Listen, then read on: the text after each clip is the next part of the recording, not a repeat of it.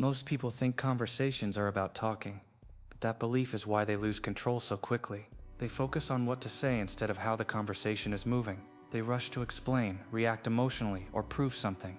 This video will show you why control in conversation is not about dominance or volume, but about pacing, restraint, and direction. By the end, you'll know how calm people guide conversations without ever needing to overpower anyone. Controlling a conversation does not mean talking more or interrupting others. It means deciding the emotional speed, the topic depth, and the direction of attention. The person who controls these three things controls the interaction. Most people give this power away unconsciously by reacting too fast, oversharing, or chasing approval. Control begins when you stop trying to be impressive and start managing the structure of the exchange. People lose control in conversations because they confuse participation with influence. They speak just to stay involved, not to move the interaction forward.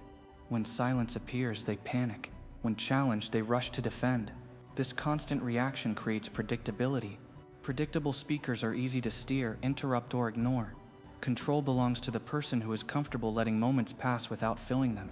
Every conversation has a speed, and whoever controls that speed controls the outcome. Fast conversations favor emotional people. Slow conversations favor thoughtful ones. When you slow your speech, pause before responding, and reduce unnecessary words, others subconsciously match your pace. This creates mental pressure because people are forced to think instead of react. Slowing down is not passive. It is a deliberate act of dominance over tempo. Pauses are powerful because they interrupt emotional momentum. When you pause after someone speaks, it feels like evaluation. The other person starts adjusting their tone, adding explanations, or clarifying their position. This shifts the balance of power without confrontation. A pause signals that you are not rushing to agree or resist. You are choosing your response. That choice alone places you in control. Most people lose conversations because they give away too much information too early. They explain intentions, justify opinions, and reveal emotional positions. This removes all mystery. Control requires selective sharing. When you answer directly but briefly, others lean in. When you don't explain everything, people ask more. Conversations naturally move toward the person who reveals the least while staying engaged. Answering too many questions in a row puts you in a reactive position. You begin responding instead of directing. Calm conversational control means occasionally redirecting instead of answering immediately. You acknowledge the question, then shift the topic slightly or ask one back. This breaks the interrogation dynamic and places you back in control of direction. The goal is not avoidance, but balance.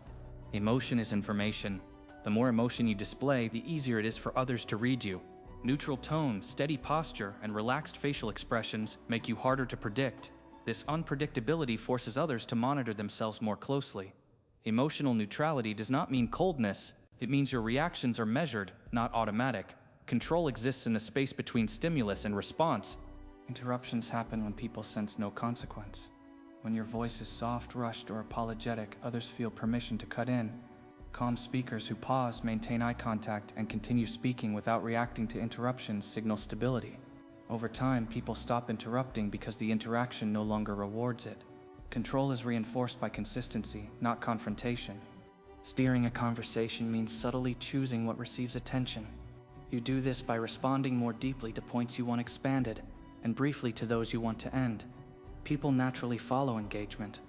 When you invest energy selectively, the conversation bends toward your interests. This is influence without dominance. You are guiding, not pushing. Trying to sound smart, overusing examples, or filling every silence destroys control. So does explaining yourself too much. These behaviors come from insecurity, not clarity. Control comes from trusting that fewer words well placed are enough. If you feel the urge to add more, pause instead. That pause does more work than extra sentences ever will. Start by slowing your speech slightly in every conversation. Practice pausing for 1 full second before responding. Reduce explanations by half. Notice how people adjust. You'll see them talk more, explain themselves, and wait for your reaction. That's not manipulation, that's structure. You're no longer reacting to conversations, you're shaping them. When you control conversations this way, people describe you as calm, confident, or intimidating without knowing why. Discussions slow around you. Conflicts lose heat. Others begin checking your reaction before continuing. You haven't become louder or aggressive. You've become deliberate, and deliberateness is the foundation of authority. Conversation control is not about domination. It's about discipline. The person who manages pace, emotion, and information flow controls the interaction without force. This is not a trick, it's awareness. When you stop chasing approval and start shaping structure, conversations work for you instead of against you. That is real control, quiet, steady, and undeniable. Group conversations expose lack of control faster than one-on-one talks. When multiple voices compete, emotional speakers rush to dominate. Calm controllers do the opposite. They wait. They speak when the group energy peaks or drops. Their words reset attention. By speaking less but at the right moment, they become reference points. Groups naturally orient toward whoever stabilizes chaos, not whoever adds to it. In many rooms, the leader is not the loudest person, but the one others check before moving on.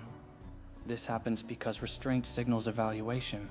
When someone listens without rushing to respond, people assume judgment is forming. That assumption changes behavior. Others clarify themselves, soften positions, or wait for approval. Leadership emerges not from assertion but from psychological gravity created by silence and timing. Arguments trigger defense, stories bypass it. When you respond to disagreement with a short story instead of logic, emotional resistance drops. Stories slow conversations naturally and redirect focus. Calm storytellers don't rush to prove points. They let listeners arrive at conclusions themselves. This preserves control while avoiding confrontation. The person who frames reality through story controls interpretation. When someone challenges you directly, most people rush to defend. That's the mistake. Defense signals insecurity. Instead, acknowledge the challenge calmly, pause, and respond selectively. You don't need to address every accusation. By choosing what to respond to and what to ignore, you demonstrate hierarchy. Control is not winning arguments. It's deciding which arguments matter. Explanation feels responsible, but it often weakens authority. When you explain too much, you invite evaluation. Evaluation invites negotiation. Calm authority rests on statements, not justifications. This doesn't mean being unclear.